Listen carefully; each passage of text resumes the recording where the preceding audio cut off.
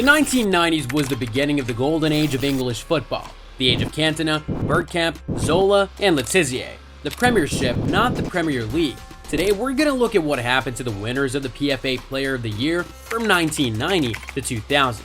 Some became legends of the game, and others, well, not so much. Mark Hughes was actually the first Manchester United player to be named the PFA Player of the Year. He first won the award after an amazing 1988-89 season, before winning the award for a second time in 1991.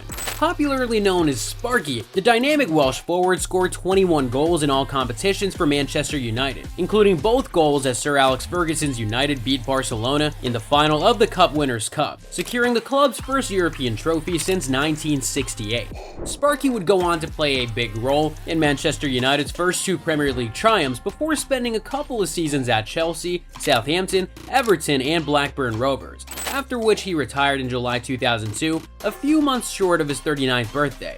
Even as a player, Hughes was appointed head coach of the Wales national team in 1999. Since then, he has managed more than half a dozen clubs, including Blackburn, Manchester City, Fulham, QPR, Stoke City, Southampton, and Bradford City. Hughes was recently sacked at League Two side Bradford a couple of months ago after a run of poor results, but things are a little different for this next player, who is also a Red Devil.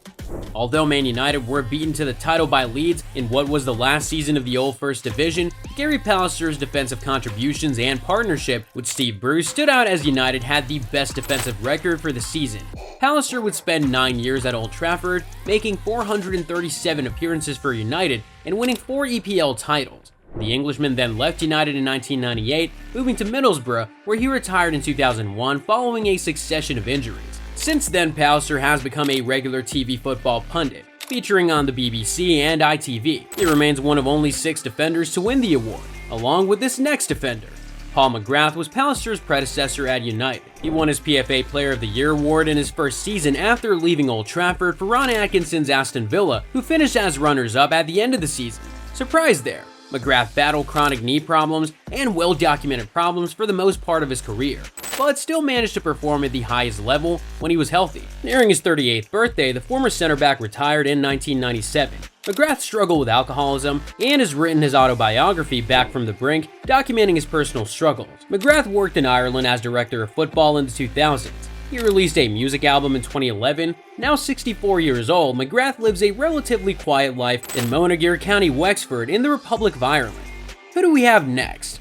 Eric Cantona's arrival from Leeds had helped Manchester United to a First League title in 26 years, and his performances got even better afterwards. Cantona scored 25 goals in 49 appearances across all competitions for the Red Devils, as they retained the league titles and won the FA Cup.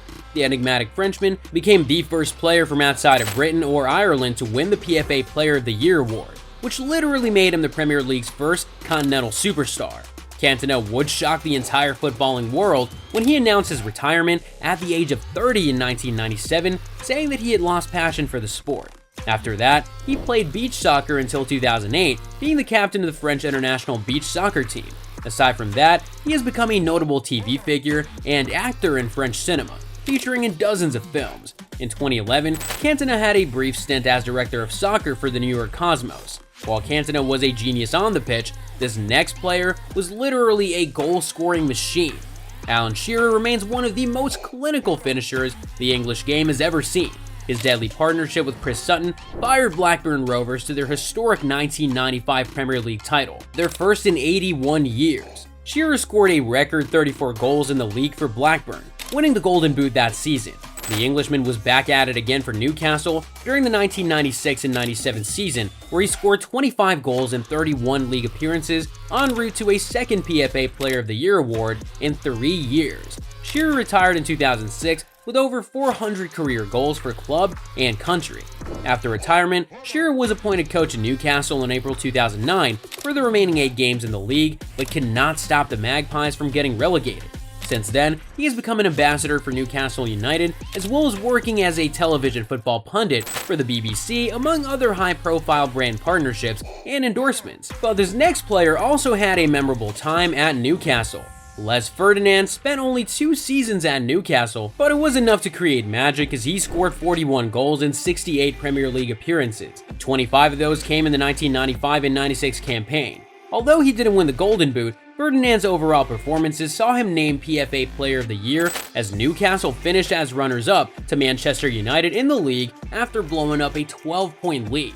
Ferdinand, who happens to be the second cousin of Anton and Rio Ferdinand, also played for QPR, Tottenham, West Ham, Leicester City, Bolton, Reading, and Watford before retiring a few months shy of his 40th birthday in 2006. Since his retirement, Ferdinand has worked for the BBC and previously Cantona Sports as a television pundit. He has had investments in a British touring car team named Team 48 Motorsport. Shortly after his retirement, Ferdinand joined the coaching staff of Tottenham to work with the Strikers in 2008. He remained at the club for 6 years before becoming the head of football operations at Queen's Park Rangers and later director of football. In June 2023, Ferdinand stepped down from his role as the director of football. But let's switch gears a little bit and talk about one of the most technically gifted players ever to grace the Premier League.